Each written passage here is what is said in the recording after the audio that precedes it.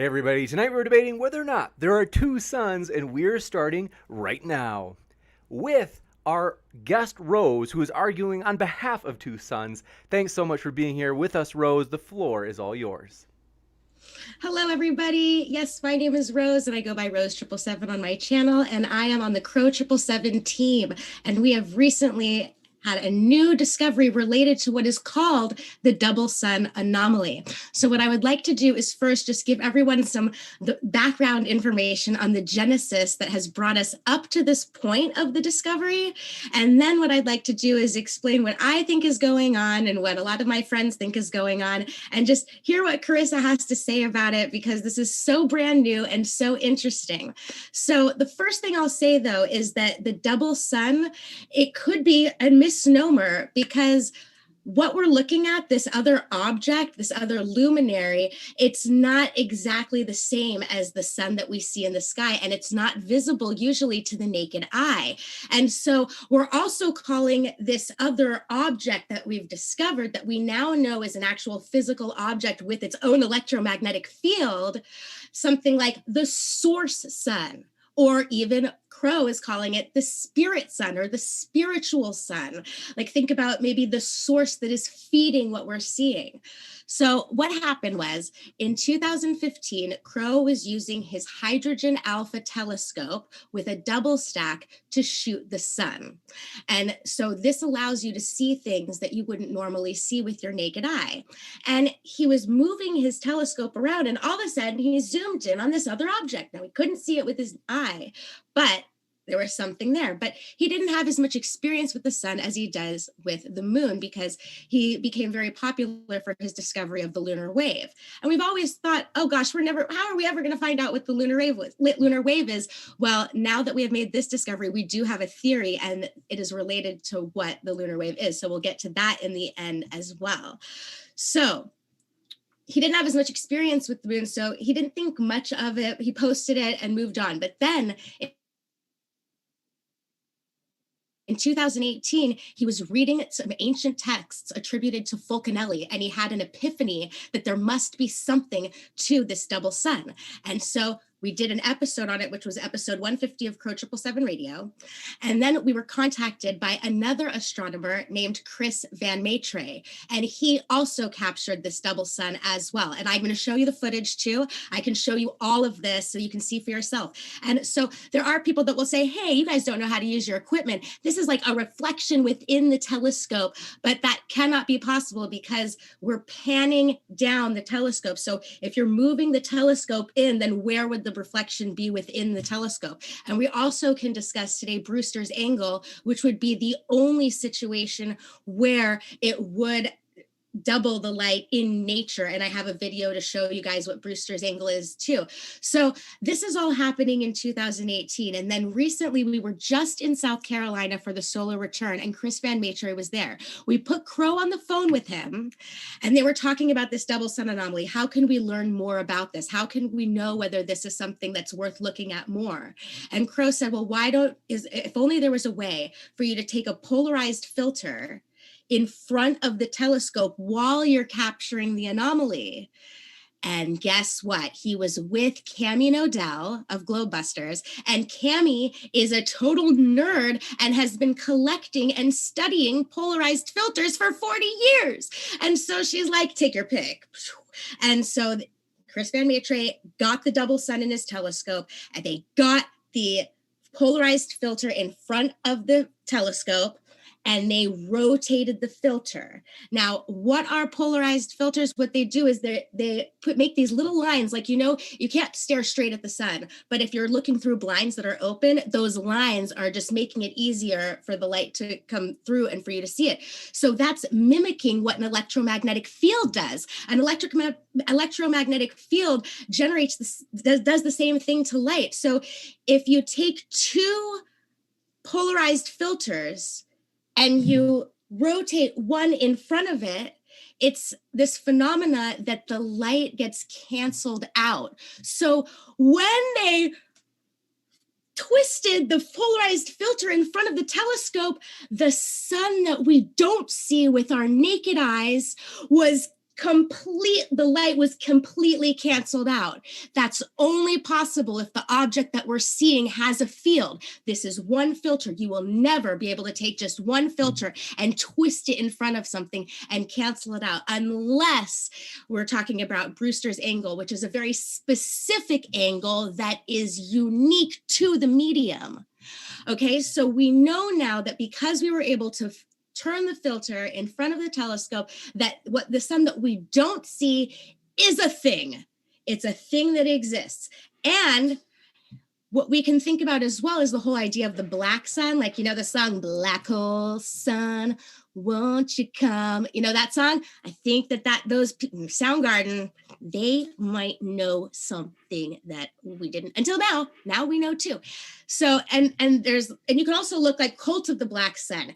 And so anyway, I think this goes really deep.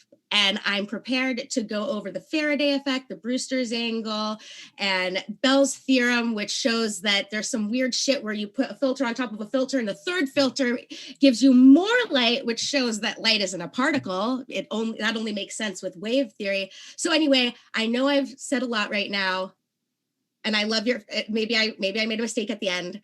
So anyway, what do you think, Carissa? James, am I good to go? Well, we will mention really quick, folks, before you guys do have your open dialogue, our guests are linked in the description. We really appreciate them and want to encourage you. You can check out those links. Also, want to let you know if it's your first time here at Modern Day Debate, consider hitting that subscribe button as we have many more juicy debates to come. And so with that, the floor is all yours. Thank you both for being with us. Thank you so much, James.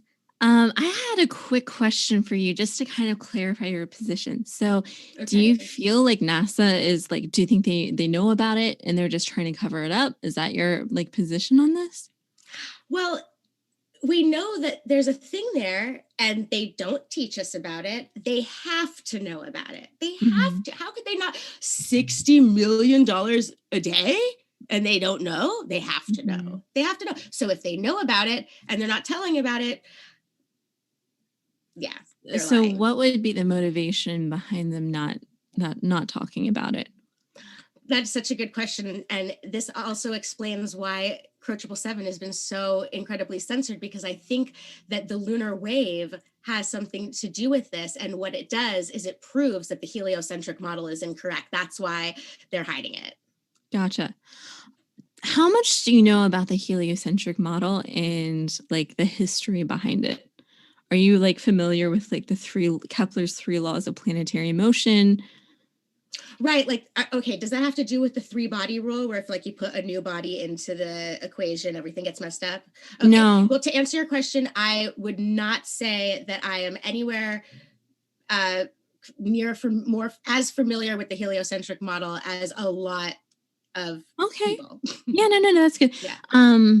So just to kind of give a little bit of context, before we knew about gravity, before we knew about any of this stuff, back in the 1600s, or a little actually before that, Copernicus, I'm sure you've heard about him a little bit. He came in and he like tinkered around a little bit with like heliocentrism. He didn't get things right. He had this preconceived idea that everything had to be very circular in the heavens, because it was kind of mixed between religious and Aristotelian perspectives, right? Like it was almost be like like no one thought that the heavens could not be perfect. So everyone thought that like these circles had to be like perfect circles, that everything had to be moving at the exact same speed all the time. So before him, they had a lot of predictions about what we would see in the night sky, right? And the predictions just weren't right. They were right for a while because they had this like weird idea of like spinning spheres, like 10 different spinning spheres and like crystal balls, right? Weird stuff came from Aristotle. He didn't know any better. It was a long time ago, right? So what happened with Copernicus is he developed this model, and then eventually it got to Kepler, who was a mathematician, and he was able to develop a model that completely predicted the night sky 100% all the time. And it was based on very mathematical calculations for ellipses, right? It's not circular, it's elliptical, right? So the thing is, if there is another object where the sun is, number one, you'd see it rotating the sun, because it would be orbiting it, or it would just crash into the sun. Those are the two options, because there's the closer that something is, it would have to actually be orbiting even faster and faster and faster. And Kepler's model would not be correct, which has been like perfectly correct for over 400 years. Yeah, I totally hear you. And that's like that's the difficult thing about these debates when there's a disagreement on the fundamental aspects of the model, because I mean it would be so, I mean, I could just say like, oh well, I don't accept gravity, which Right. is true, and Yeah. then we're kind of at a stalemate. Yeah. So I do accept your argument as it pertains to the heliocentric model, but since I don't accept the heliocentric model, I'm imagining this happening on a different plane of a kind of different plane of Gotcha. existence. And also I don't really know, so because of all of this, I don't accept the regular explanation for what a sun is. Gotcha. And the sun that we don't see, I think that the sun that we are seeing with our eyes Mhm. is actually a reflection of that source sun.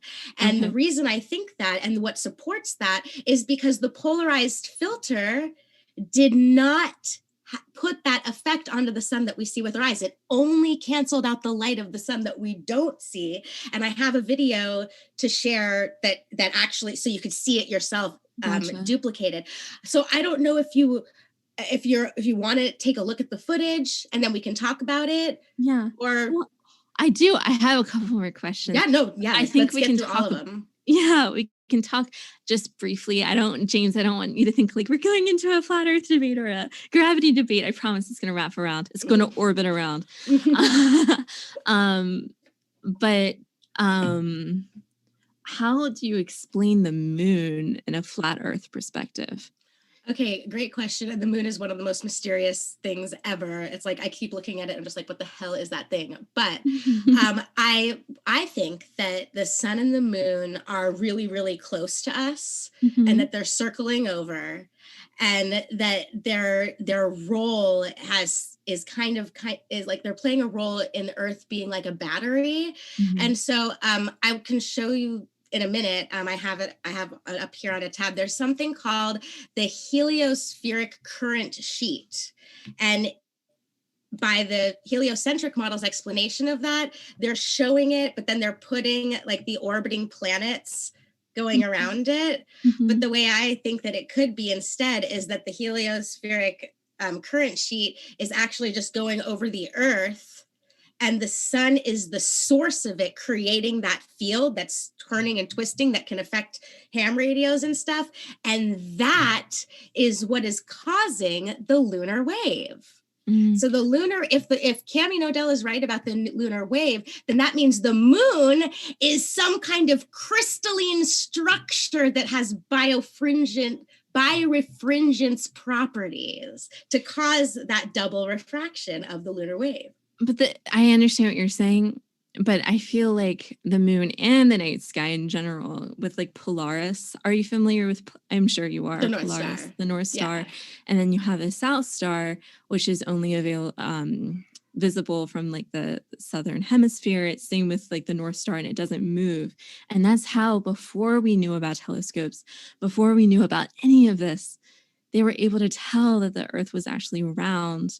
Because if you have another, for the moon specifically, if you have a moon and if the Earth is flat, you only see one side of the moon. We don't see the whole side of the moon. So if the Earth was flat, you would be getting different vantage points. But since the Earth is curved, and since the moon rotates at the exact precise angle that it actually like the mathematically it works that you only see like 55% of the moon. The only way that we saw the other side of it was to actually put a telescope into space and to look at the other side. But like it's absolutely 100% impossible on a flat earth because depending on where you were, especially since we know the Earth is so big, you'd be seeing different points in the moon, which we just don't. Well, I think that maybe that would make sense if the moon really was 239,000 miles away. But if the moon is much closer to us or at a It different doesn't distance. matter. The angles will not work. There's literally no way. Like I'm a math major, right? There's literally no way, like looking at trig, looking at geometry, that you can have a 3D object without seeing different parts of it unless it's rotating and if it's like going around an actual circular object. Like this is why throughout history it was very clear to people, and this was not even like a debated point, that the Earth was spherical. And if the Earth is spherical, that necessitates the need for gravity, because of course we don't have people falling off the South Pole, right? All right. Well, I don't accept that. I don't accept that that is a valid explanation for what we're seeing, but that's because I haven't looked into the mathematics that you're talking about. So I would be interested in learning like everything about what you just described. Okay, yeah. And so maybe we can talk afterwards. And I don't want to like, and also another thing is that there are a lot of flat earthers that totally hate this topic. They think that this compromises their beliefs about the moon and the sun too. So this is fucking everybody up. Like nobody's happy about this at all. So, I mean, so that's what I'm saying is that we have, new shit has come to light, man. And I just want to understand it too. So I'm really glad that you're here to help me from your perspective too. Because my perspective is, if gravity exists, which I feel like is just demonstrable from around Earth, then it would be 100% impossible for there to be an object that's very close to the sun, because the way that masses work is that it would have to be rotating insanely quickly. Yeah. One of Kepler's law of planetary motion is that the closer that you are to the sun, there's a mathematical equation, I don't have it memorized, but the closer you are to the sun, the faster you have to go. And that's one of the things that is really interesting. If you look at each of the 8 planets, they're 100% consistent. And even more interesting, the furthest, or one of the furthest planets, was able to actually be predicted because of how the gravitational pull affected the 7th planet, right? And this was before telescopes. Well, you know what? It was after telescopes, but it was before we understood gravity. I think it was a little bit before Newton. It was Galileo, a little after him, that they found actually the 8th planet, and they realized, and it was all through prediction, right? They didn't even know, they didn't see the planet or anything, but they were able to see how the 7th planet was moving, and they were able to predict through the laws of planetary motion the 8th planet. So it's like all these, it seems like if you have a model, and that's like how it is with gravity, we don't know exactly how it works. We just don't. But we have this model, we have this idea, and we have like a formula, and every single time we test it, it just works. We find planets, there's like huge things. We send people out into space, and it works every single time. I totally hear you. And I'll respond to that by just saying that we like to call the sky a sky clock. It's like a clock. And without any of this modern technology, all of the things that happen in the sky that we can predict are happening on a pattern. It's all predictable without the use of that. But no, that's not what I'd like to do.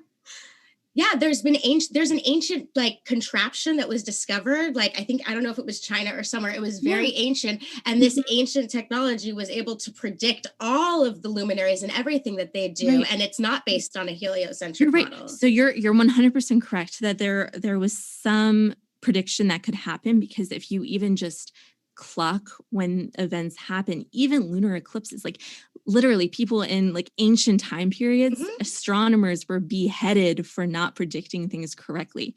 Predicting astronomy has been around for like a super long time, but that doesn't mean that their model was nearly as foolproof as Kepler's model in 1630. Kepler's model has been able to predict every single thing, like every single star in the sky. Like it's not even like it's like foolproof because he has the calculations right. All right. Well, so what I'd like to do is move forward with the conversation. Maybe what we can do is we could agree to disagree on the model and focus on the factual evidence of this anomaly. And although we do, in order to understand what it is, we have to have a foundation of understanding. But since we aren't agreeing on that, maybe we can reverse engineer our thoughts. I can show you the evidence, and then you can tell me what you think, because I might be wrong about the conclusion, but we know that we're seeing something. Gotcha. And so I would just love to know what you think. Yeah, for sure. Okay, cool. So the first thing I'm going to do is, this has nothing to do with the experiment that we just did. This is just to catch you up on what the double sun is before we even did the Faraday. Yeah, for sure. Let's go here. I'm going to share my whole screen, and I'm going to go over to this one. Oh, wait, I don't even know if, are you going to be able to hear this? Well, we can make it such that we can hear it. So one thing is, if you can do me a favor, go back to the share button, the same green button, and click it. Mm-hmm. Oh, share computer sound. So that you'll there you go. Got it. All right. I'm just going to fast forward it past Hopefully this this isn't a copyrighted video, but it's our it's us. So don't worry. You got it. All right. Here is my footage. Hydrogen of the double sun by another individual. First footage you're going to see here is my footage. Hydrogen alpha scope with a double stack, a solar max. That is the sun you see with your eyes. Okay, I'm going to pan around here, and that's lens flare, legitimate lens flare that you're seeing there. There's the sun you see with your eyes. And in a second here, oh, I need to go the other way. There's lens flare. There we go. Watch the top. You'll see a little thing go by. This is the first time in the spring of 2016 that I discovered the double sun. There's the sun we see with our eyes. I'm still scanning around.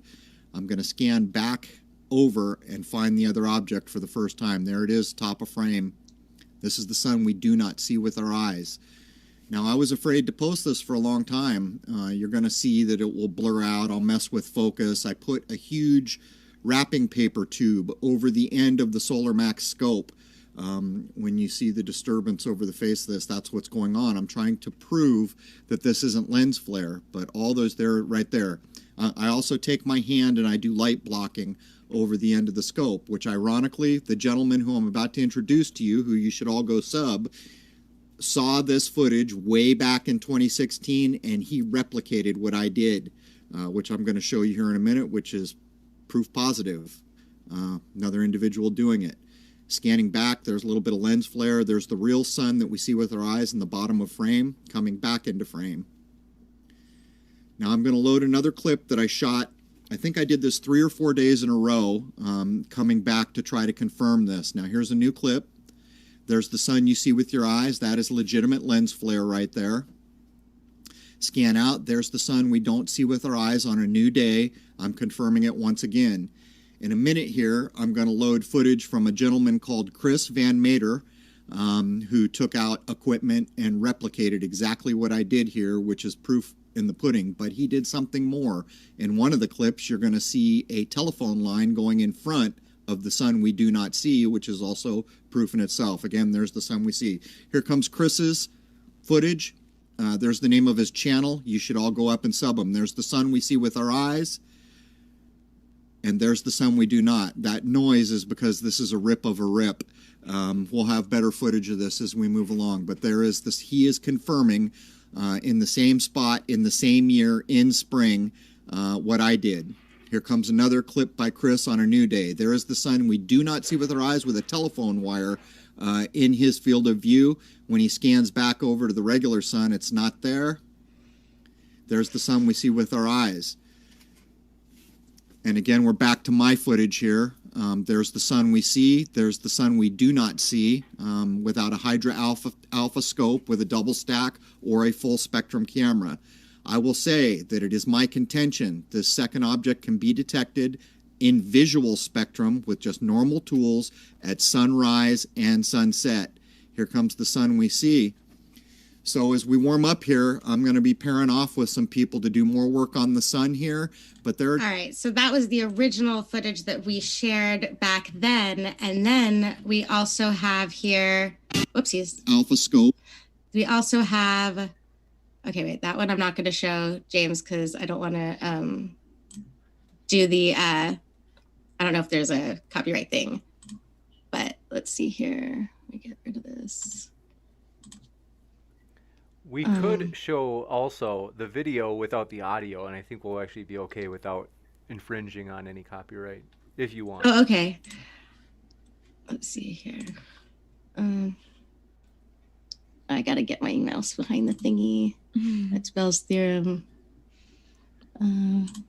Okay, so right here, no sound necessary here. I'm just gonna move it over to, this is the experiment live that was live streamed. That's Chris Van Maitre.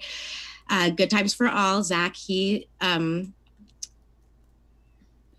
it or live streamed it. So that's him bringing it into view. That looks like it's probably the sun that we don't see right there. And then let's see where when they get the polarized filter in front of it.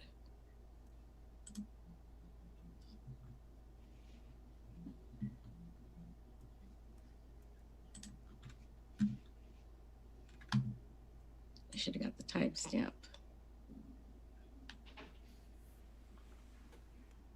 Oh. All right, let's see if we get it there. And I'm going to post all of the, I can send you all of these links, or anyone who wants to contact me, I'll send you all the links so you could look at all of these videos in detail and hear the audio.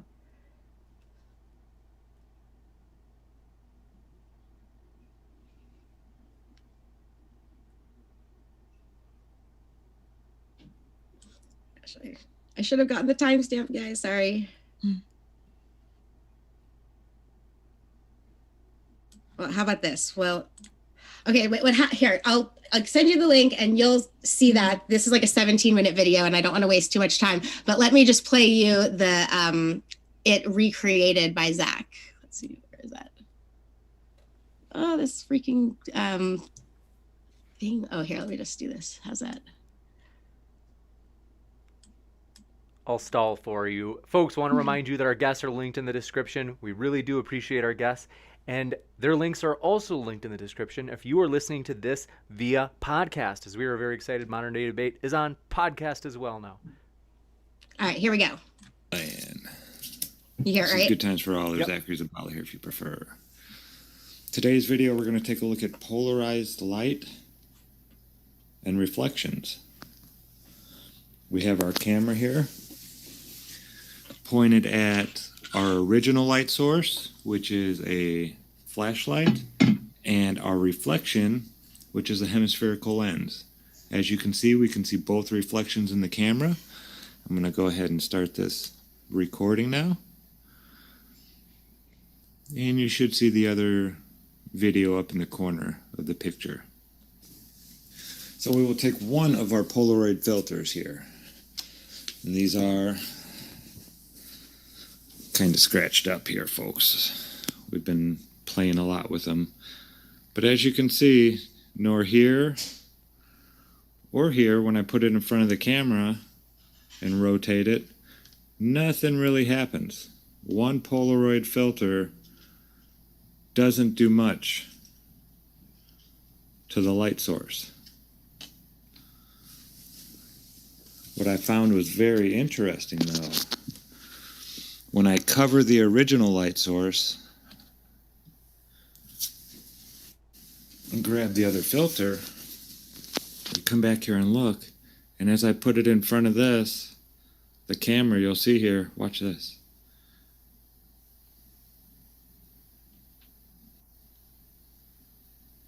You can block out the original light source, but the reflection still remains just as bright. So the original light source is gone, but the reflection is just as bright as it's ever been. You cannot block Polaroid light's reflection. I can put it up here, and you'll see the reflection stays nice and bright. but that the background, there has to be a Polaroid filter over that original light. And just because there is doesn't mean that the second source will be blocked out by.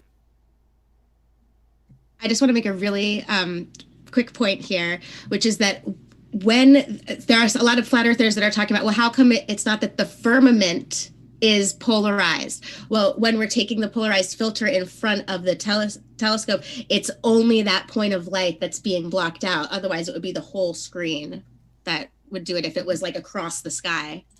A single filter. We would need an additional filter to block out the reflected light over the reflected light itself. See, if I were to take this and lay it over this, now that one disappears. And that's what happened to the sun. It is gone. The sun that we don't see. What is that thing? We have to figure this out, Carissa. So it all has to do with a Polaroid. All right. So do you have any ideas to share about that so far? I mean, I do. I feel like what was really interesting, and I think it was the first video that you showed, he was talking about how it was visible with just your regular like telescopes and stuff. But the number of amateur astronomers that are out all the time looking at like the sky. Also, it's not just NASA. That's another thing I had wanted to ask you about. Every single like at least developed country has like a space organization. So there's like another mathematical situation that if there's like a conspiracy, right? It's really hard for the vast majority of people mathematically to be able to cover it up and keep covering it up, right? It's like mathematically impossible, especially when you have language barriers, especially when you have all of these situations, like international stuff. If there's not a definite reason to, like, you either have to think that like all astronomers are these just terrible people who just want to like just be like terrible to everyone and lie to them, along with like all of the mathematical models that have worked for like 500 years. Like, I'm not saying that I think it's a little sketchy, right? That like those lights could have just been turned off manually, right? We don't know. We didn't know like on the other side what was happening. We don't know what their power source was, right? There were many explanations to that. But what we also see is we just don't see any actual astronomers, plethora of astronomers who this is their actual job. None of them are seeing it. And it's a little odd that like one guy who has a lot to monetize off of this is making videos on it that seem a little bit sketchy, you know? Well, it's Crow and then Chris Van Maitre. And then also there's a couple of other videos going around where like 3 hours into this like 8-hour video, there was this guy that I'm sorry I don't have it, but I just, because part of your argument is that it was just one guy, I just want to let you know that there are other videos with other astronomers and they're just like, oh yeah, everyone knows that there's a double sun, you know, like, and they'll just like say it offhand. It's like, wait, what? Wait, there's other people that know about this? What? And, so, and by the way, and also my feeling, I can't prove this, but I am of the opinion that yes, all of the space agencies are in on it. Like I think that like Trump and Hillary are probably like best friends who go to lunch together. You know, like I definitely think that it's all the world's a stage. And I was talking to Cami earlier today, and it's something that I really was thinking about was all of the amateur astronomers and all of the good people who have been compartmentalized into like focusing on their one job and doing this one thing. And they're just the heliocentric model. The reason why it works so well is because it's like putting all of these good people who want to know the truth into like a prison of their mind where they're stuck in this like Harry Potter, Lord of the Rings, like fantasy world where everything's spinning and crazy. And then they can't take the time to try and figure out what's really going on and what the true nature of reality. Well, I mean, you have so there's plenty of like websites and stuff, right, that they actually predict, like Stellarium is actually one of them. Stellarium, yeah. Yeah, Stellarium. It actually like predicts exactly where the stars are going to be using like the mathematical algorithm and the models that we have. And if you go out and actually look, that's where the stars are. I think it's a little weird to think that like all of these like amateur astronomers are just like in a delusion when this has been going on for like centuries, right? And not only did we track the stars movement after Kepler developed his like model and everything, we tracked previous and historical tracking of the stars as well. So we have like a really long history of being correct on this. Also, like people are asking me in chat, I wanted to address it really quick. People are asking me why I'm not actually just like addressing the specific like evidence. But that's not fair because you're just learning about it right now. We're working through it, guys. Be patient. Let her talk. Well, and that's the thing is like evidence, right, can be doctored when it's coming from YouTube.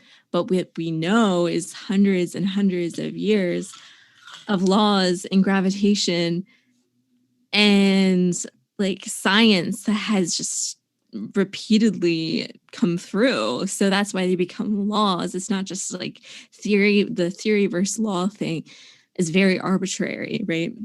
So yeah, I don't know. I agree with you completely. That it actually makes me so happy to hear you just not trust what you see on the screen, because that's what I'm trying to get everyone to do. I'm trying to get everyone to not trust what they see on their televisions, or even if someone really nice like me who smiles a lot shows you something, that doesn't mean that I didn't, screw it up or do something to it. Yeah.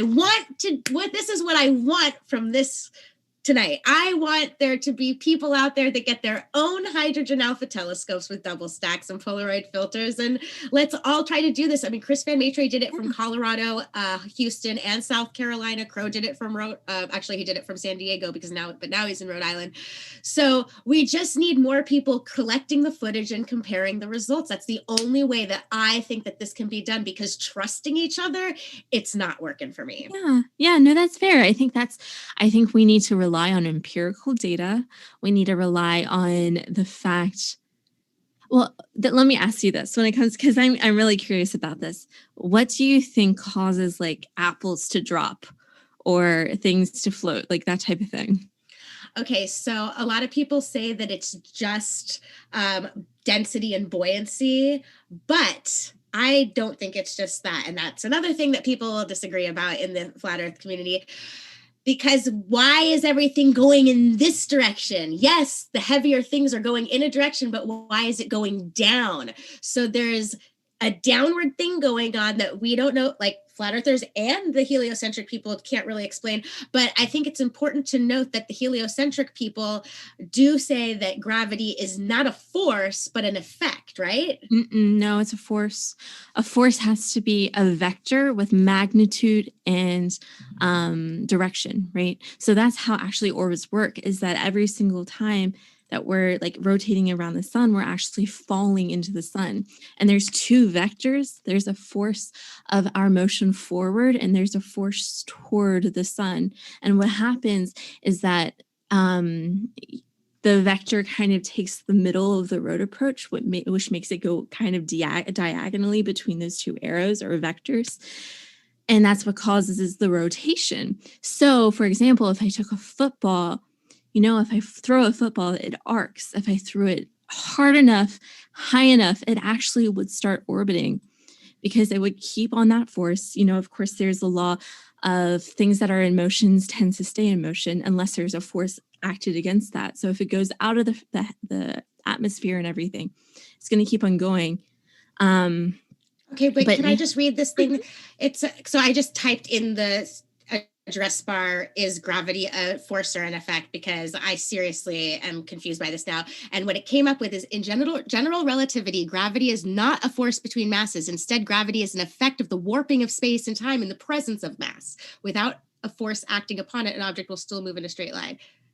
Correct. Without a force acting upon it, an object will continue to move. Gravity is a force. Therefore, if we throw something up, it comes back down. But isn't this paragraph saying that it's not a force between masses? some It's type an of effect. relativity, but if you actually look in like this physics definition, regular definition of gravity, it's going to tell you it's a force. Like I took physics, it's definitely a force. It's considered a force. Yeah. So All right. So wait, do you have it? So with physics and stuff, how would you explain, like, we have to like just pretend that you are going to accept the footage. Like if the footage is correct, if the polarized filter is blocking out the light coming from somewhere, how would you explain that other than whatever that thing is having its own electromagnetic field or its own polarized filter in front of it, which is impossible. That's the thing is I don't actually really, that's why I don't buy it, because we have the wavelengths of light. We have a very small part of the wavelengths that are actually visible. And beyond that, there's gamma rays, there's radio waves, there are X-rays, there's a ton of different rays that are actually able still to be trackable. We have telescopes in space right now that are actually gathering these types of light on the spectrum, right? And it's a continuous spectrum. It's not like it's broken up. And so there might be room for other type of light. So we know how to document all this type of light. We know how to, of course, the visible light. That's how we get radio. Radio signal is not a sound, it's a light. And a lot of people don't know that, but there's like a lot of different types. I think it's a wave, just like Dr. Russell said. And that's the thing is, I know you mentioned before, like light is actually a particle because it can come through. No, I'm saying light isn't a particle, it's a wave. It has to be a particle because waves cannot travel through a vacuum, just if they're waves. Okay, so now I understand why you would think that. I don't believe in this vacuum of space. So that's why our debate is so difficult, because you don't accept the footage and I don't accept the heliocentric model. So why don't you believe we're kind of at an impasse. Why? Okay.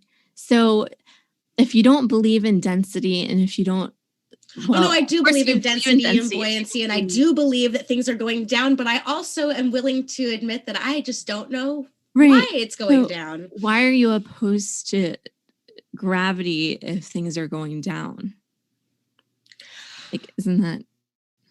Well, okay, you know what? That is a good question, because I really should be able to disprove gravity before I throw it out the window. But my source of not accepting gravity comes from the personal observation that I did that caused me to be a flat earther and not think that we're on a spinning ball, because when I was able to zoom in on the Superdome from 33.5 miles away, when according to the curvature calculator, the dome, the roof of the dome should have been hidden by the supposed geometric horizon. I am going to do you a favor and convert you back to a heliocentric model, because what you heard is actually incorrect. I know where this comes from. It comes from zetetic astronomy. And the formula that you have is 8 inches per mile squared. And which is equal to Sagitta up to 1,000 miles. But that is not the correct calculation for the Earth.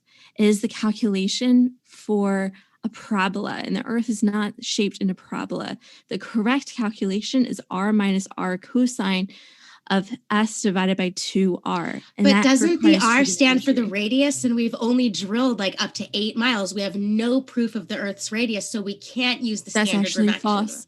We actually can tell the Earth's radius because we can tell earthquakes help us, because waves go through the Earth and they actually come out the other side. So we can track and we can tell the fact the very center of the Earth, the core, is solid. Right above that is actually liquid, and then it turns into like a kind of a rock. But that's why it's so interesting. You should look into this. When there is an earthquake on the other side of the world, they pick it up. They pick up the earthquake. Now, you wouldn't be able to actually feel it, but they have, and you can even create these on your own. And I agree with you. We should be practicing the science on their own, but they can actually have seismographs that you can create in your house, and you can detect earthquakes on the other side of the world because they shoot through the Earth at the correct angles where the fault is that causes the earthquake. And you can actually, it's a wave, so it goes through. And they can detect Go ahead. How do you know for sure from from the confines of your own mind, if you're just like pretending, if you're putting yourself into like a childlike place where you just don't know anything, how would one know that it's actually the waves going through the planet, the spherical planet to the other side, and not just flying over the flat plane like to the other side and detecting it over there? It's a good question. It doesn't, it's much more prominent on the other side rather than like the sides, because if it was flying over, then it would affect everything that it was flying over, right? It's not like it's going to pop over and just land. It's a wave, and it is caused within the earth. So it's like a ripple effect, and it goes through the entire, like, so with earthquakes, you have a fault. And what happens is you have two plates that have like tension, and it like kind of bends slightly because the rocks are really, really, really, really hot. So they're a little bit more malleable than what we experience on the crust of the earth, right? And so finally that pressure has to give, and that sends the ripple effect through the entire world. And you can actually test it because there's many different types of waves. There's like S waves. There's plenty of waves that some of them actually travel through the earth, some don't. And those are some defining factors of those waves, and we can figure out how those waves travel. And there's a ton of science behind it. But like, there's just so many. And that's the thing, is like, if I could only convince you that there's gravity, which I feel like you're almost there, because you see that like density and buoyancy, they don't have directions. They're not vectors. They aren't forces. They're just mass, right? So I feel like if you are seeing everything coming down, there has to be a force. And if the equation that you gave me is not right mathematically. It's not. It's a parabola. Well, parabola is something that goes like this, or like this, or like this. And so this was my understanding of it. Yeah. Is that the 8 inches per mile squared is a way to calculate up to 1,000 miles. Then it's the top part. You know what I mean? So the parabola is the top part of it. And so this part, if you put a sphere next to the parabola, that line would be identical. It's or not close enough with the okay. Well, I don't have I'm going to look into it. There's literally no parabolas that are going to have a semicircle on the top of them. Okay. No, you know what? As you're saying that, I am imagining it. Yeah. And so anyway, for me, I still don't think that it would be possible to see what I saw on a curvature model. Is there a way that you can take the correct equation and plug in my data points, and then you tell me if I was supposed to see it or not? Yes, I can do that. Let's see.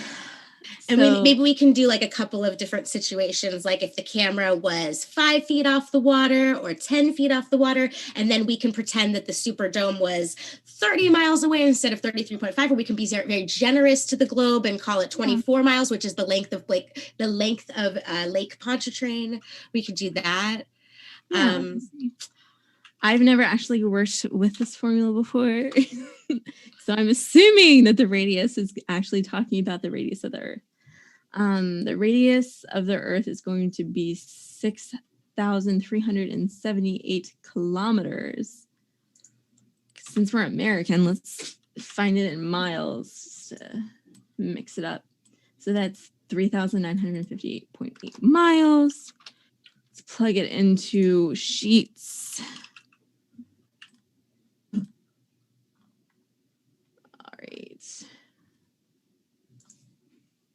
Because Sheets actually has a nice thing for like calculation of trig stuff, right? So if we have R cosine, if we know that R is, what do we see?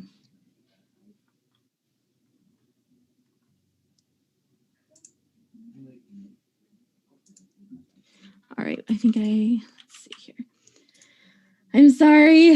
No, oh my gosh, this is so cool that you're even like, I have so much ADD and I'm so impatient that I would not be capable of doing this on the air right now. So just take your time. And I also just looked at all the comments for the first time, and I just want to say hi to everyone and how much I appreciate everyone's kindness. And also, no, I can't math right now. Someone asked if I can math right now. No, I cannot math at this time. Like I said, I wouldn't be able to do that on the air. I would need like time to focus. So Not we are here 100%. to learn. I'm not sure what. Want to take this moment to remind you folks that our guests are linked in the description. We really do appreciate our guests. And so whether you're listening via YouTube or via podcast, all these podcasts that you see right here on the bottom right of your screen, we want to let you know you can find their links, both Rose's and Carissa's, in the description below. And also, thank you very much, by the way, Rose and Carissa. I have been excited as there's just been a ton of positive feedback in the chat. And so people, we're thrilled to have you here, folks, and want to let you know we are a neutral platform hosting debates on science, religion, and politics. And we want to let you know, no matter what walk of life you are from, for real, folks, Christian, atheist, Democrat, Republican, flat earth, globe earth, you name it, we hope you feel welcome here, and we're glad you're here. Thank you, James. I love your platform too. And this is great. And it's so much fun just to interact with different people with different ideas. And while you're doing that, Carissa, do you want me to show you another little video to demonstrate the Faraday effect? I won't do sound and I'll just like run it. Go silently. for it. I'm still trying to figure out what the S stands for. I probably should have done that before. Without the sound is okay, James? Okay. So I've got this. Not that one. We already showed that one. Here we go.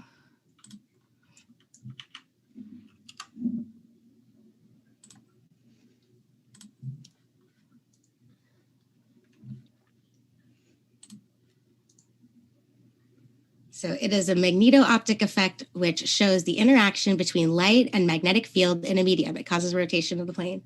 Oops, I missed the last part.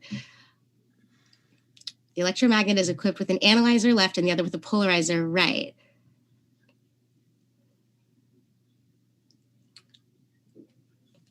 I love how official he looks with that apron and the gloves.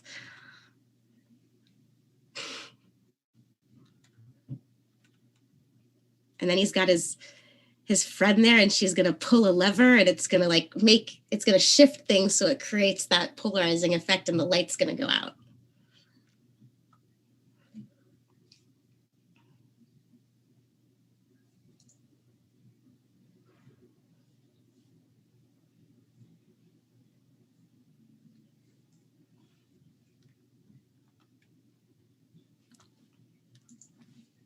So there's the light, and as he's turning around, that's the effect of the polarization that's making it go out.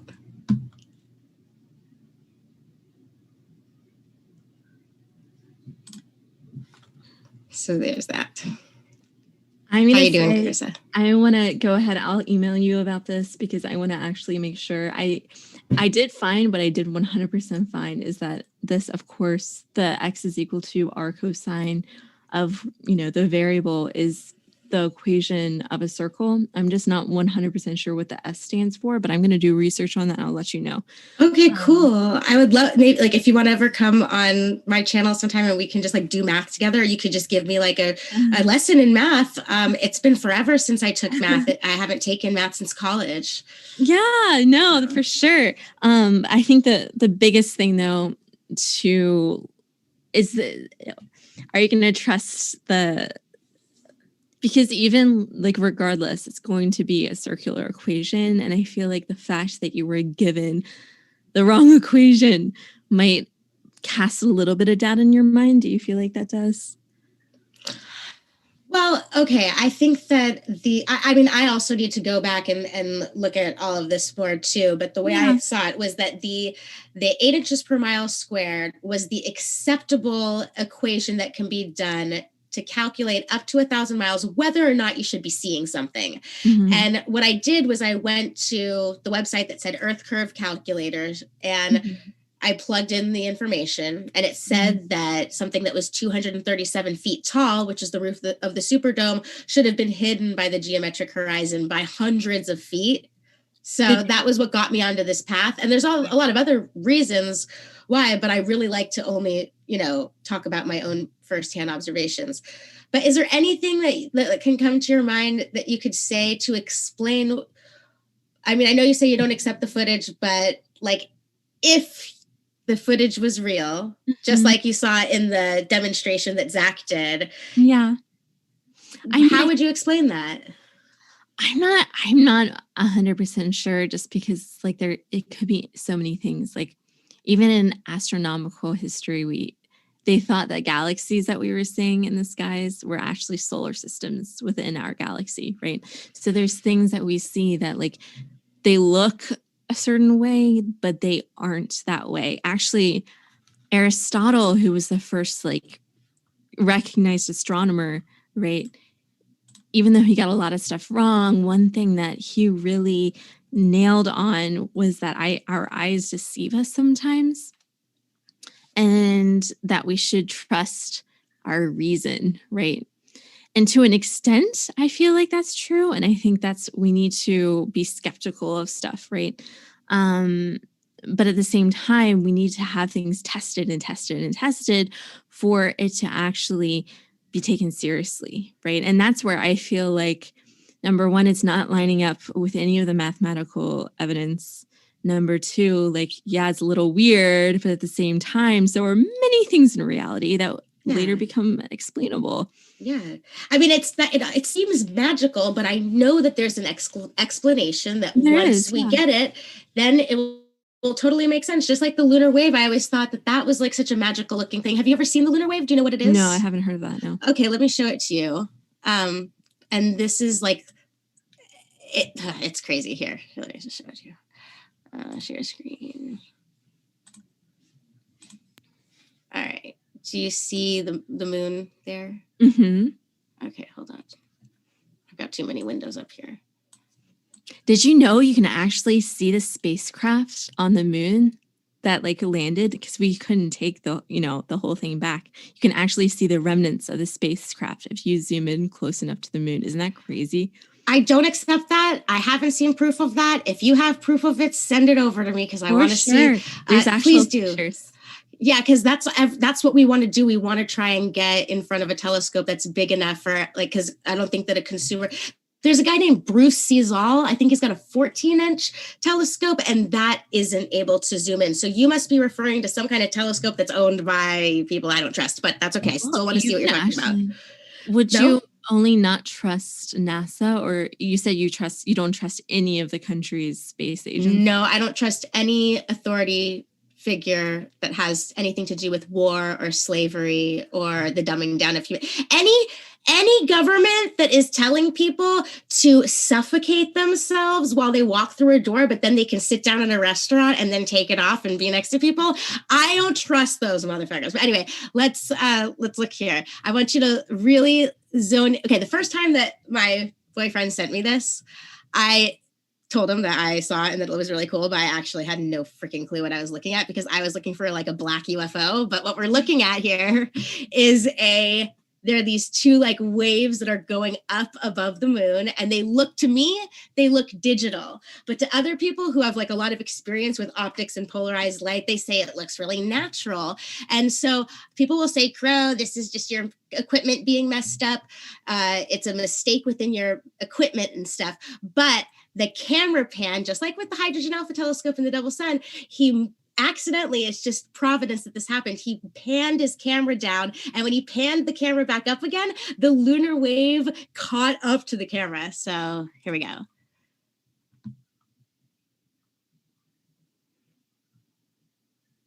So it's going to happen any second.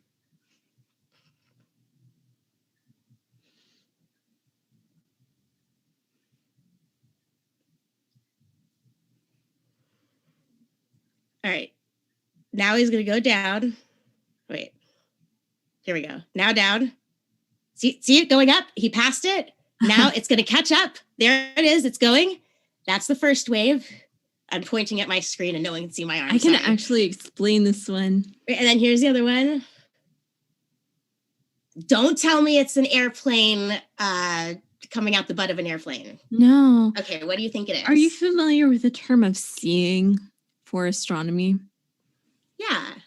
So I'll just kind of explain it for the audience a little bit. So seeing is what happens when you have an atmosphere, right? And we all know wind, we know atmospheric situations that make it actually difficult to see things in space because there's a lot of like activity happening in the atmosphere. There's like a lot of wind and there's movement. It's called seeing. And what happens with that is that it makes things like a little bit a little bit blurry or actually even move. It looks like these things are moving. And what astronomers try to do to mitigate those factors is they go to like really tall mountains and where like the atmosphere is really, really, really thin, and that helps. Another way is to actually go and send it into space because the seeing, of course, there's no atmosphere in space, right? So the seeing is a lot better in space or on really, really tall mountains. Because what you could be having is you could have, number one, I feel like that looks just like a film. I don't really, either that, I'm not really familiar with looking into a ton of telescopes. So it could be like just something that's a little doctored, or that could actually be like some type of weather front coming in with like wind that creates a weird visual effect. It's very common. And if you look at literally any like naked eye astronomy page, they will tell you how to mitigate the factors of like a bad seeing situation. But then how do you explain the camera pan and it catching up to the camera? So I would understand if without the camera pan, I would be like, I don't know, man. But with the camera pan, it starts, the camera goes down and up again, and then it catches up to it. So that's why I think it's a natural occurrence. And then when we're, like I was saying with the heliospheric current sheet, and you were talking about you were talking about radio waves and stuff. If you, let me just get this stuff that, so wait, hold on, let me just show you you probably know what this looks like, but I'm going to just do it for everyone else who may not be familiar with it. Okay, so here's the heliospheric current sheet. And I was telling you before, like in this picture, it looks like these petals, but they have this orbital model in it. So they're aware of this thing existing and they're applying it to the solar system model here. But I'm going to say that it's actually the spirit sun, the source sun, is creating this the heliospheric current sheet in these fields. And then the moon, as it's moving across the plane, it's passing through and interacting with this field and it's made out of some crystalline structure that's birefringent, and so it's creating that double refraction as it's moving through. And that's just a theory. I have no idea if that's what's actually going on, but I was just trying to brainstorm, and then this is Cammie's idea, that she's brainstorming how, like, what the lunar wave is in relation to this. So I think that there's like three things going on up there, and like you said, it can't work with the heliocentric model. And that's why they would be wanting to cover it up, because it proves that their whole story is wrong. Gotcha. Would you say that if given gravity was in existence, given the Earth was round, would you say that the second moon would be impossible? Oh, yes, I will concede that if gravity was real and if the heliocentric model was correct, then this could not be possible. But since we're seeing it with our eyes and we know that it's real because of this, given that the footage is real, I know you don't accept that, but in my reality, I am living and experiencing this is like my whole entire life, and I know that it's real. So that's how now I know that the heliocentric model is incorrect, because I know that there's a thing there. Your entire life?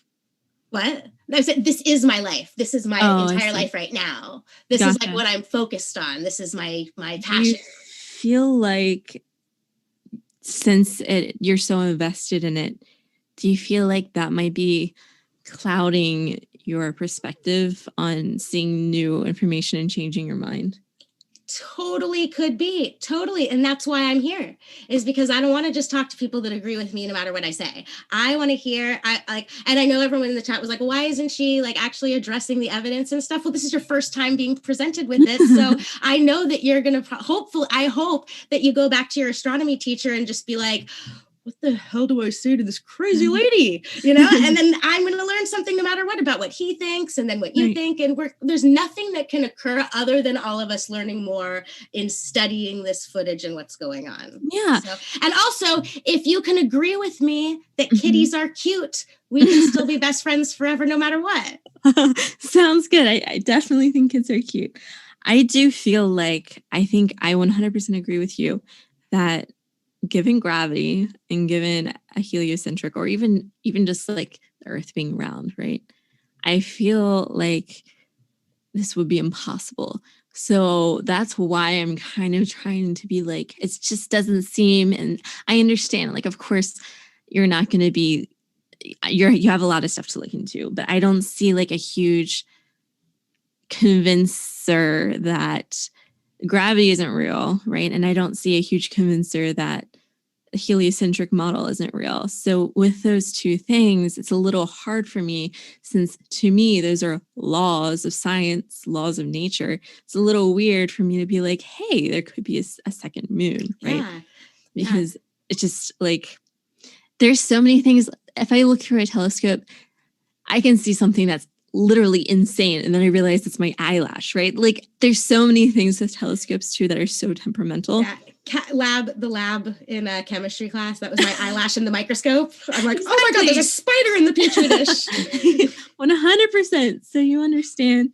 And that's where I feel like once we establish those two more foundational things that you also thought were foundational, I feel like the theory of a second sun kind of just literally flies out the window, right? Mm-hmm. Yeah. So yeah, this is where we are. And like in the same way that I totally am like interested in trying to learn more about this, I know that there are so many other people out there. And so for anyone out there who thought that was interesting and want to look into it more, just please like join us on the path to freedom and understanding from the the chains of slavery that are being put upon us by these government organizations who lie. So that's my spiel. And yeah, that's all I've got. Juicy. And Carissa, unless you have anything else, we can jump into Q&A. I do. I want to make a tiny little closing statement. Yeah.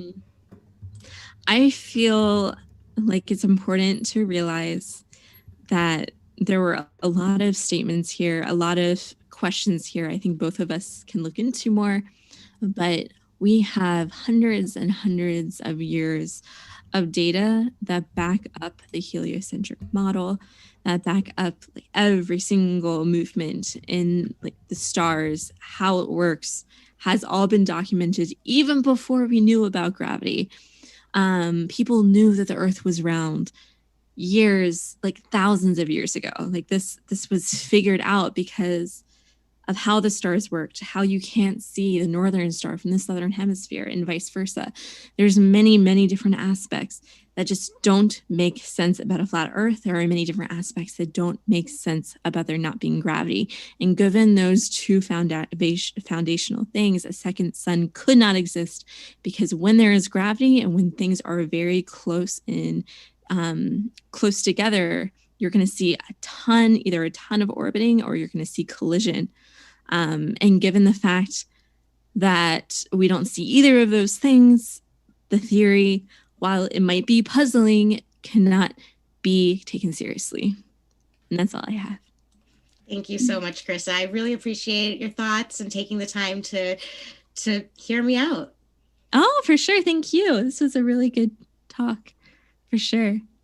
Juicy. We appreciate you both and want to let you know, folks, both Rose and Carissa are linked in the description so that you can hear plenty more where that came from, as well as want to let you know, folks, if you look at the bottom right of your screen, we are stoked for this Friday's upcoming debate. The Book of Daniel prophecy or forgery. You don't want to miss it, folks. So if you enjoy juicy debates, which you must if you're still here, well, hit that subscribe button and that notification bell so you don't miss this Friday's epic debate on the book of Daniel. So that should be a lot of fun.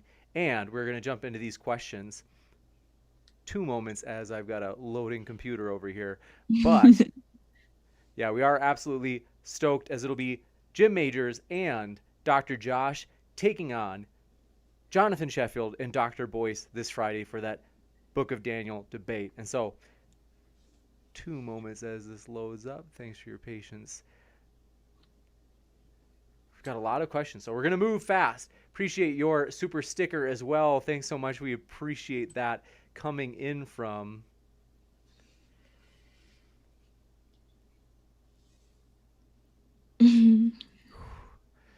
I've got a challenge over here. 2 moments. We're almost there.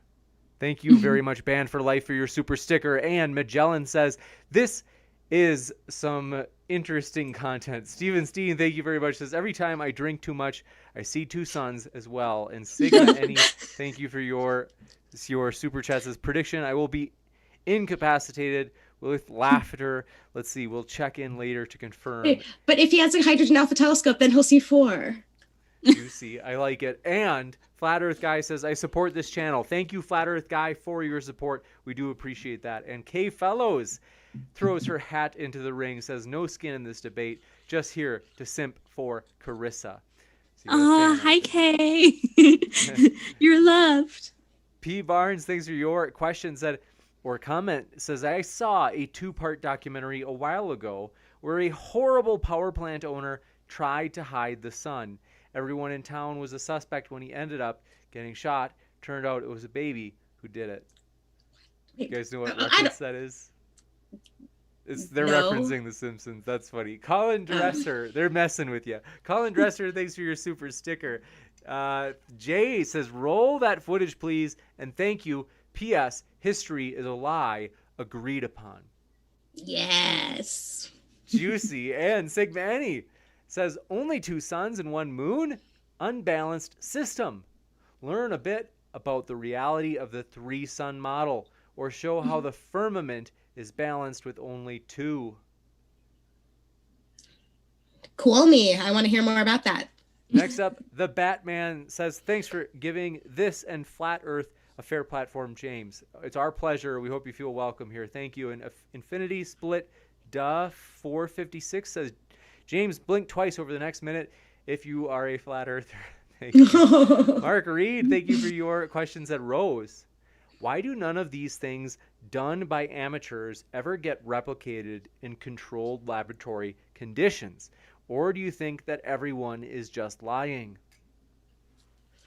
I think that all of the positions of authority, the government agencies, I think they're all lying. And I think that we can, now that we have this information, we are going to be duplicating this in a controlled environment. We are going to be playing around with this and getting data points. And I mean, I wish I could explain everything that they're going to be doing, but Cami and Bob and Chris Van Maitre and Crow are heavily invested in putting a lot of energy towards learning more. And just remember, this experiment just happened a few weeks ago. And so we're all scrambling to gather data. And so just stay tuned and we'll have more to share, I hope. You got it. And this one from Anthony Dickinson says, what do stars and so-called gravity have to do with a dark or second sun? So that was from earlier in the debate. I can tell you that.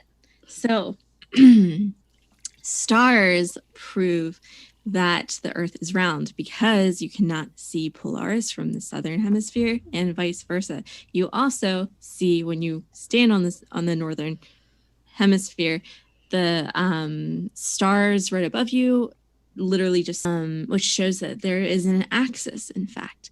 So that proves that the Earth is round, which contributes to the heliocentric model. Gravity has to do with how large literally massive objects in space interact with each other. The reason orbits work is because of gravity, and they are necessitated to continue because no other force is being I guess, exerted upon them other than their accelerate, or not, like the force that put them into motion, as well as a gravitational force. So that explains orbiting. Therefore, if there are two very close objects together, they would be gravitationally attracted to each other, which means that they would either collide and things would be very, very, very bad for humans, or they would be rotating around or revolving around each other. Those are literally the only two options given a heliocentric model and given gravity.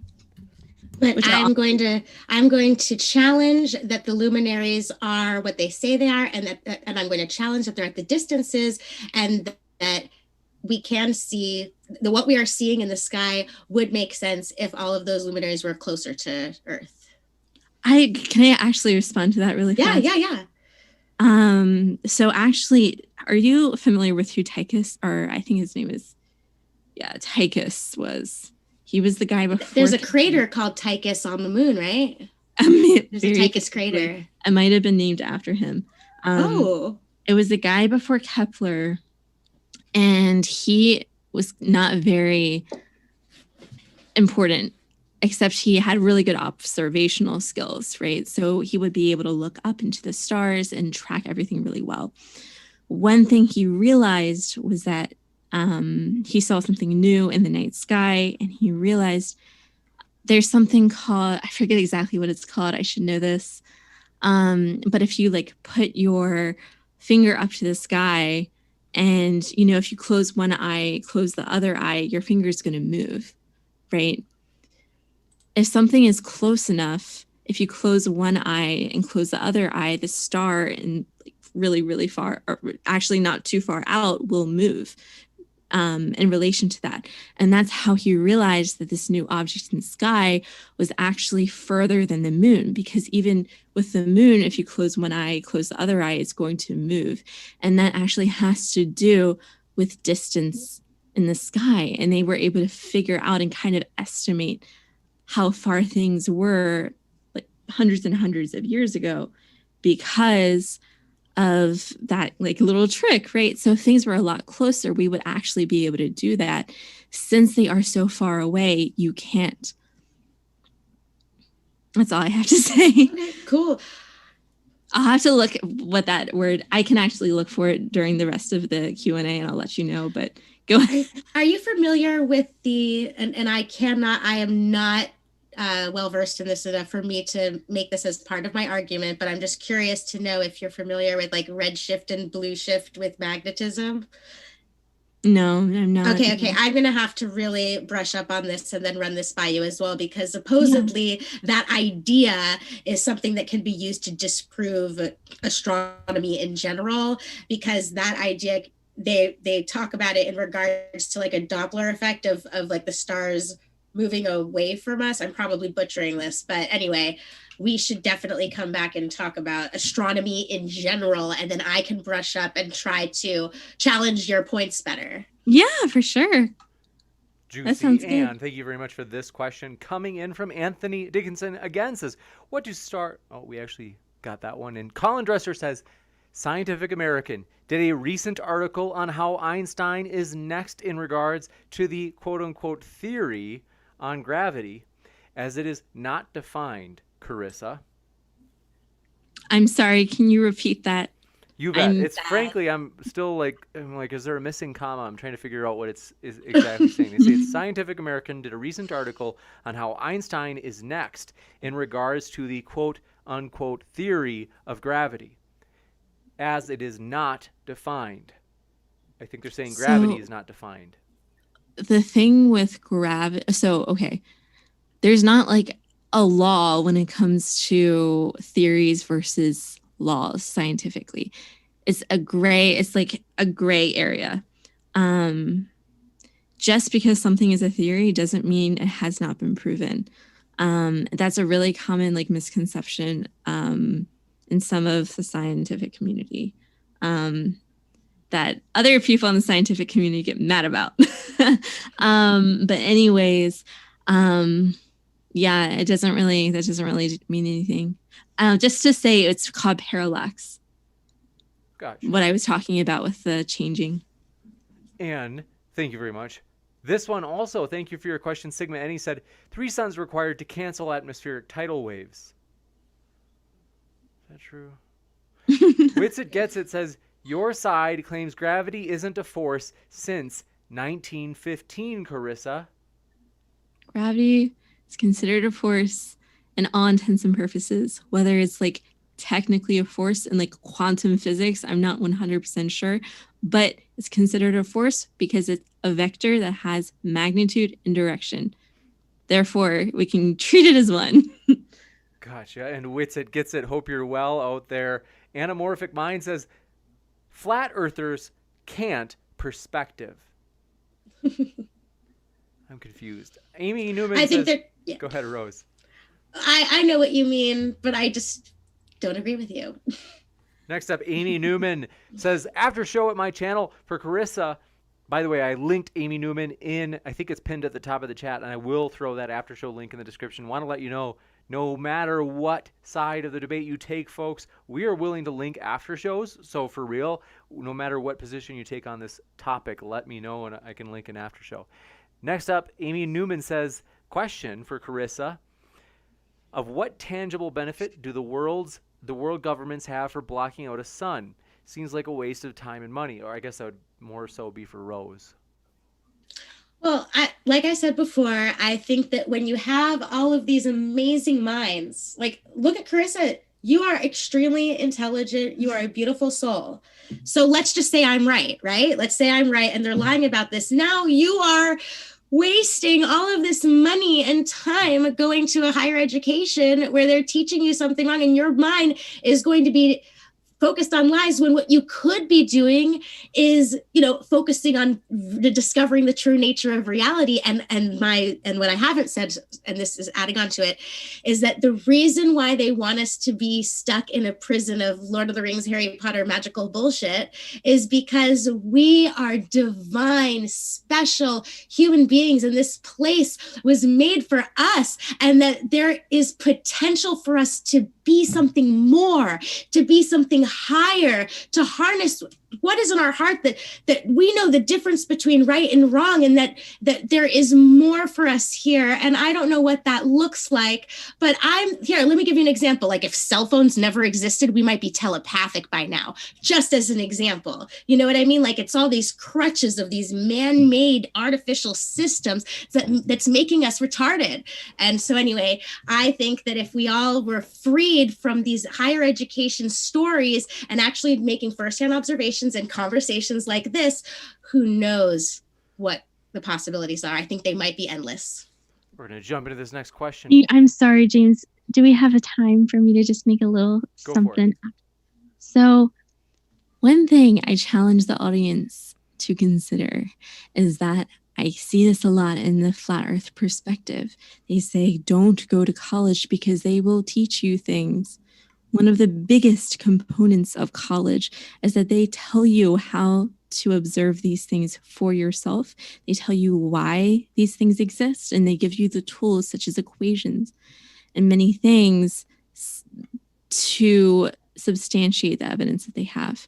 So it's a little bit interesting that flat earthers don't want you to go to college, but they want you to watch their YouTube videos, because they know that you're not going to have the reasoning that it takes to figure out why they're wrong. So I challenge you that actually look into the equations, look into the math. I know it's tough, but it's worth it. I'm going to be doing that equation to send over to Rose to show her how far she can see into the horizon. But that is from college. That's not from Globebuster on YouTube. I'm sorry. Go ahead, James. You got it. And Rose, if you want, I think since the question was originally for you, I can give you a chance to give a quick rebuttal before we go on to the next one.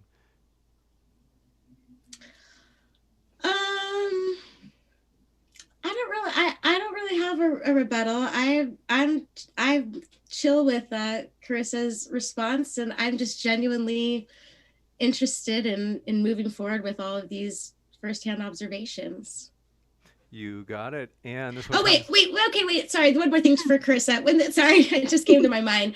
So, like, we have technology that allows us to analyze data and plug information into those equations to get the result that you're expecting.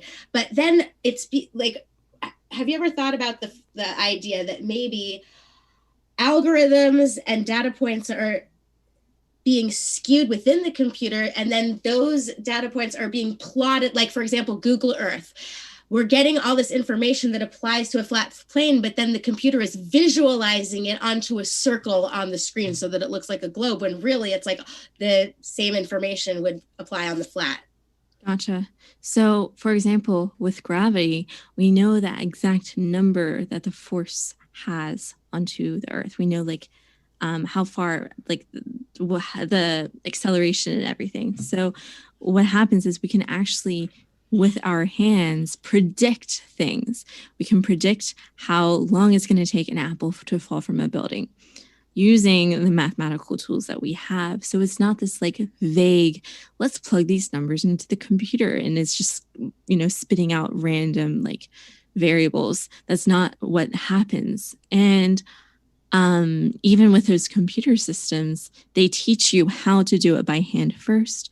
And then you can, like, for example, I use Excel to make my math easier, to make it quicker, to be able to utilize it better in the future. So I can just plug things in. I know how to do it, but it's just faster. And that's what technology has been able to do for the scientific community. And it's been able to calculate things at a much more detailed level than we could by hand, which has just transformed us to be able to like make computers to do all these things that rely on the laws that we know from education and from academia, right? That's how we're having this conversation right now, is because of academia and because of the laws and because of people going to college and learning how to apply those laws in real life. It's tested. I think because the super chat was originally for you, Rose, I got to give you the last word so we're not ganging up on you. If you'd like a last word, otherwise we'll go to the next one. No, I don't feel ganged up on at all. I think it's cool to go on to the next question. I made my point clear, and Carissa's point is clear, and you got it. Juicy. And thank you very much for your question. Southbound Patchderm says, Rose rocks. Amazing. You got a fan out there, Rose, as well. Witsit Gets It says, hey, Carissa, can your pseudo-scientific priesthoods model still be correct, even though we have falsified the claimed radius value numerous times? There might have been a mistake at some point, potentially, but it's not. No. They actually, the first time, this is a fun little fact, first time that they estimated the diameter of the Earth, this guy was talking to like these travelers, right? And they told him where like the sun was from when they came to the village he was at, and he was able to track the distance and the time that it took them to get there, and he was able to actually calculate a very precise diameter of the world just off of that information. And that was like in like the 1300s. It was insane. It was a really long time ago. So I don't think it's very much pseudoscience. It's just people being critical and not just watching YouTube videos and believing what they want to hear. Juicy. This one coming in from Sigma N says, the heliocurrent would destroy the moon without a third sun. They're really going on about that. They also say all physics need sun, and sun-moon balance. Therefore, 3 suns. Do you guys know what they're talking about? Not really. Can I make a comment about YouTube and watching YouTube videos, Carissa? Yeah. I mean, I just hear this all the time where people are saying that, like the tone, like, oh, watching YouTube videos as if that's like so like for example, you could like learn how to do an oil change, and all of the heliocentric model, all the stuff that you agree with can also be found on YouTube. So yeah. I think just because it's a YouTube video shouldn't discredit it. That's all I wanted to I put in agree. My husband's a YouTuber. there. Okay. So he has like a pretty big audience. I am all okay with YouTube videos, but I don't believe that YouTube should be the extent of your scientific education.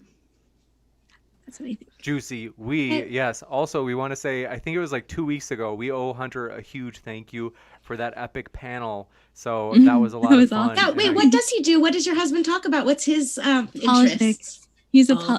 political. Super fun. I think you might think he's part of the big bad government, though.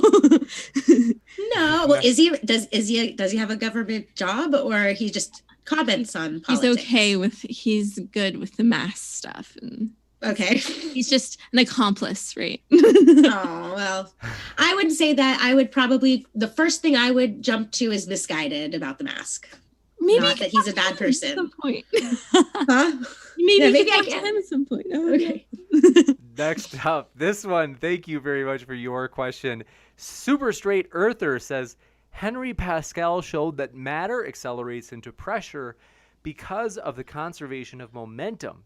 Earth has a vertical pressure gradient of 9 PA per M. I think it's, what would 9 PA Pascals. per, is it meter? I think so, yeah. All right. I think that's...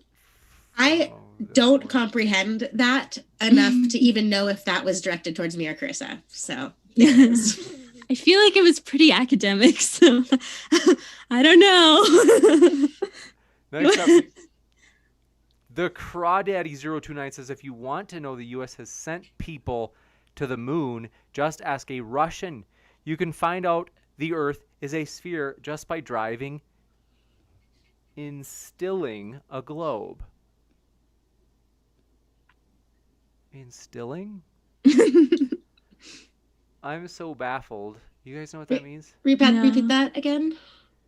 They said, if you want to know the U.S. has sent people to the moon, just ask a Russian. You can find out the Earth is a sphere just by instilling a globe. Maybe... Maybe there's a typo there with instilling. Maybe that's supposed to be another verb. Yeah, I would think so. We appreciate the sentiment.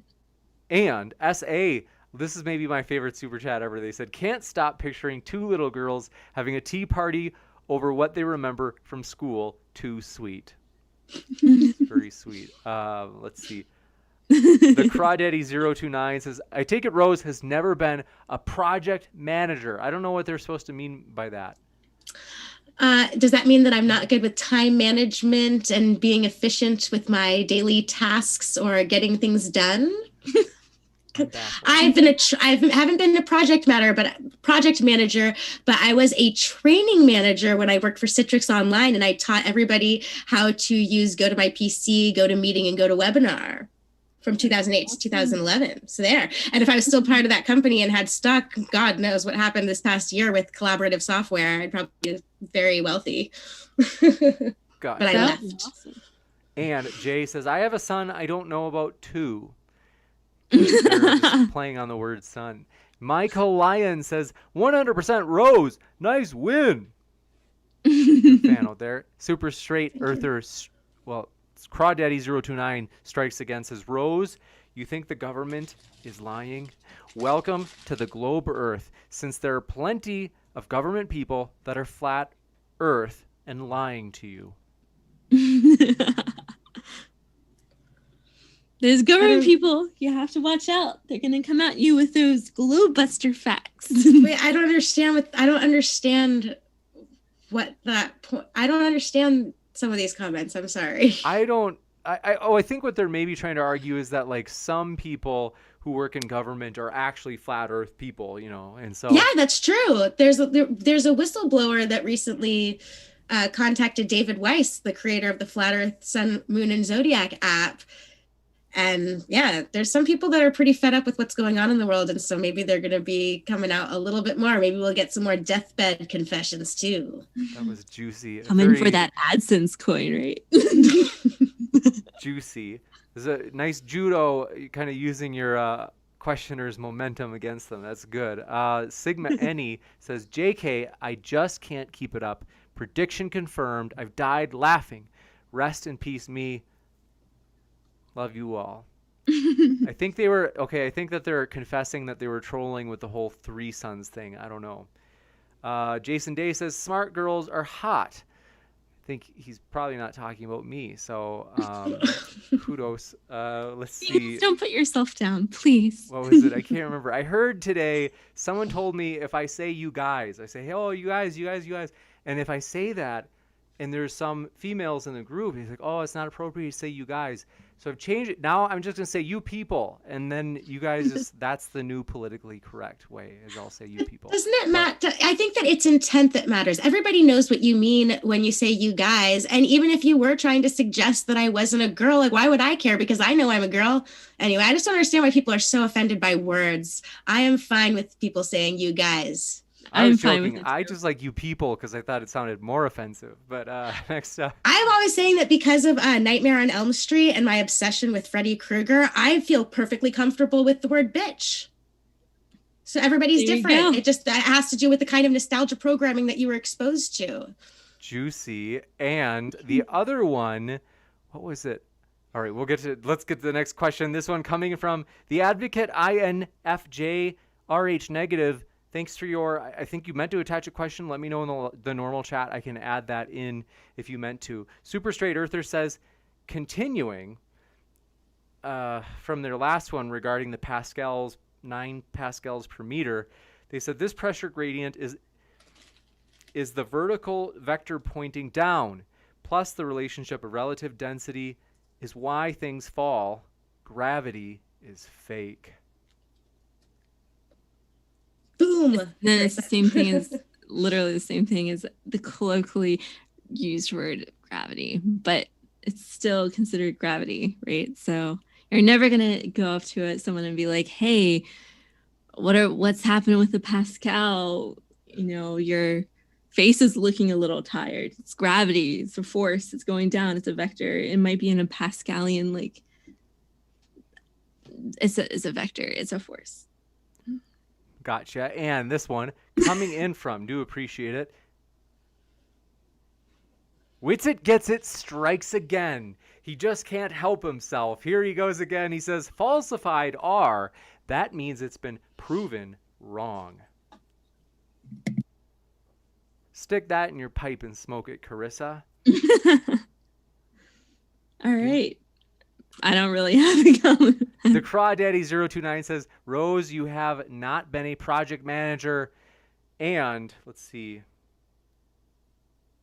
They said they're saying the reason that they said you must not be a project manager is because they were saying it would just be the ultimate of hard projects that for a project manager or any human to get everybody to collude and cover up the second son. So they're saying no project manager would ever, think that was reasonable. That's just impossible to keep that big of a secret. What's your response, Rose? Oh, I think you're on mute. I think there are bloodlines that have been controlling where we live for thousands of years, and that they're playing out this extreme long game, and they have this stuff down pat. Again, let me remind you about all of the nonsense that so many people have been convinced of for this past year. That required everybody to be working together. They have been, if you look up the Tavistock Institute of Social Engineering or Tavistock Institute of Human Relations, this is, wait, you know about this, James. You're working on your doctorate in psychology, so obviously you know a thing or two about sociology and social engineering. When people don't like you, it's very easy for them to get together to deceive. Juicy. And this one coming in from Illiterate Bear says, check out the Poppycock Report with Rose and Baldini to have fun watching the fake news. Thanks for hosting, James. Oh, you're welcome. Yeah, the Let's see. Poppycock Report. Is that what it's called? Mm-hmm. Sounds fun. Yeah. And Augmented Space, thanks for your question, said, a question for Rose. Do you trust ultrasounds? Seismology is basically the same thing. Yes, and I also just want to point out, and this is why I asked Carissa about the data points on the globe, because Dutchsinse, check out DUTCHSINSE, and he actually, I watched him live predict an earthquake on. Like he was like, oh, there's going to be an earthquake. Like, look, it's like a river moving through and it's going to happen in Alaska. And then an earthquake happened in Alaska. And he uses a globe. He uses a spherical model when he's looking at all of the things happening. So when I look at that and I know, look, here's a guy who's using this information to make predictions, the data that he's using, I'm just seeing it plotted around this ball when really you could unwrap it and look at the same information on a flat plane if that's how the software was designed.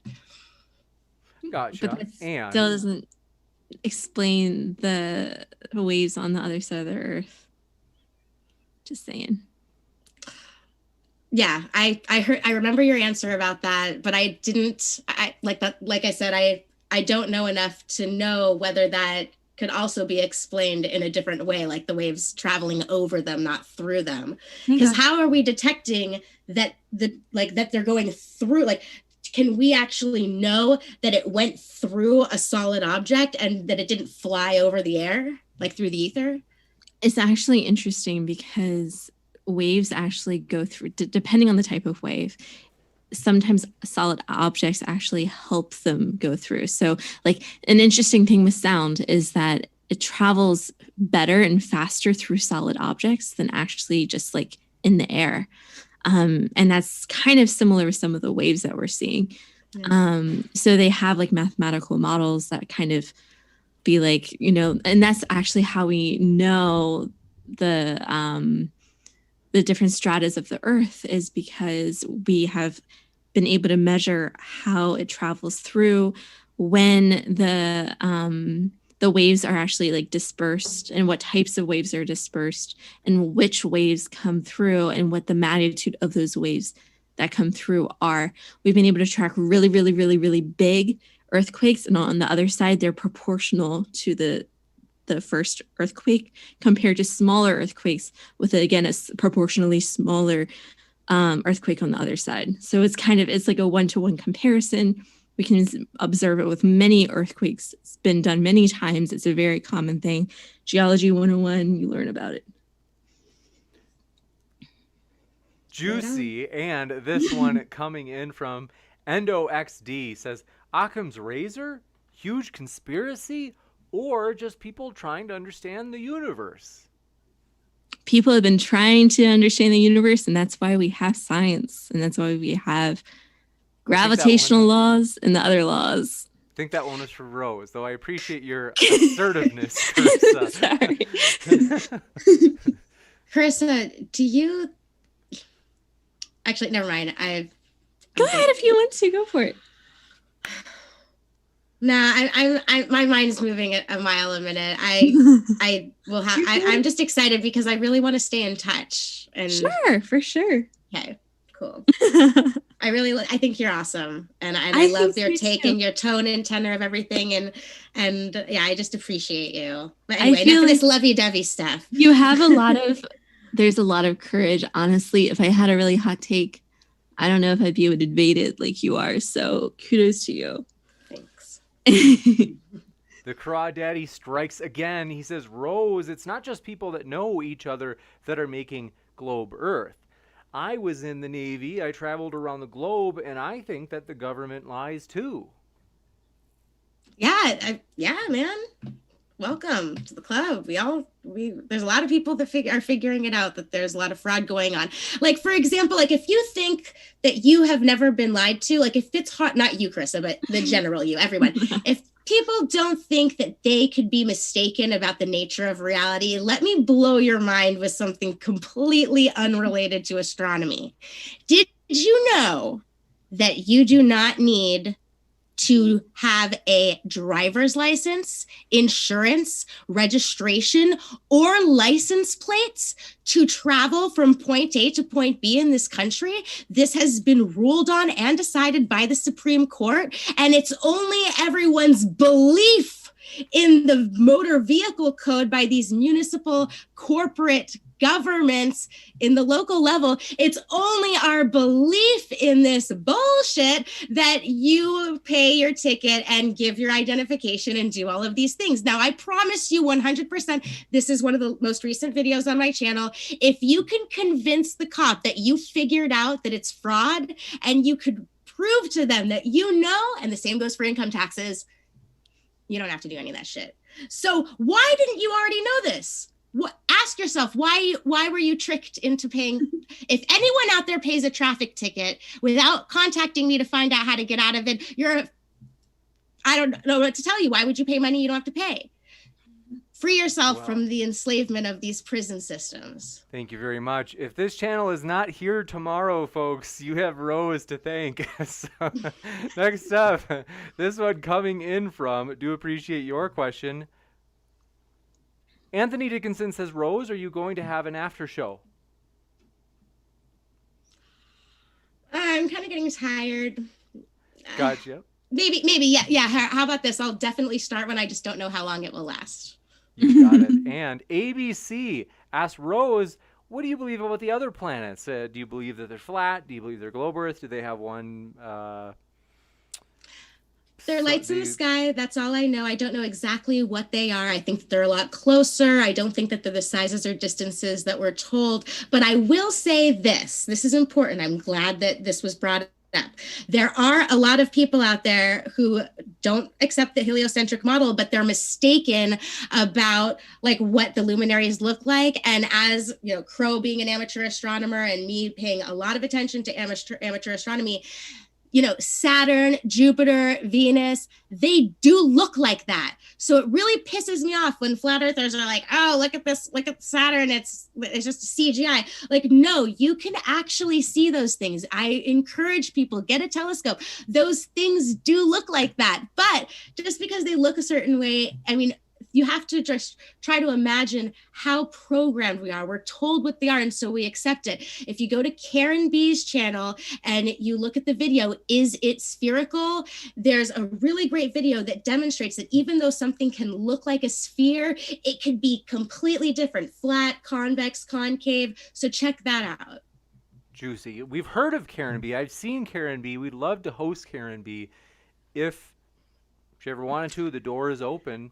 I'm sure you would, because Karen B is so awesome. I don't know if she would be willing, you know, you'd have to really beg, because that is one high level bitch, I'm telling you. Excellent. I will relay the message. And Sigma Annie says, thank you very much. They said, Rose, would you argue with a land surveyor that they are inept in their direct measurements of the Earth and the curvature that is observed? No, I don't accept that at all, because there's no measurable curvature. Gotcha.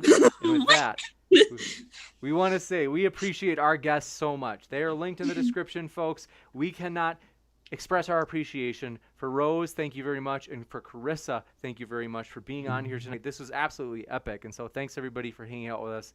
And one last huge thank you to Rose and Carissa. Oh, thank you, James, so much for hosting, and thank you so much for talking with me. I think it was a really good talk. Me too, Carissa. Cheers, and thank you so much. And we'll be in touch. Yes. Absolutely. You guys are really fun to listen to. You people are really fun to listen to. And we had one last question came in. Gamma Drama Mama Bear says, ladies, do you both agree that the science is never really settled? Also, could it be that the moon is a luminary plasma disk, and that's why we have never seen the other side? Maybe it's not a sphere. Hell yeah. Get this one too. So first off, about the moon. Well, yeah. Okay. With science, it's observational. You can never know anything for 100%. You can only make very educated guesses with a ton of Except proof. Kitty's being cute. Fair. With a ton of proof, and then over a ton a ton of research and a ton of like testing, that's when things become theories. That's when people actually start putting their faith in whatever that hypothesis was.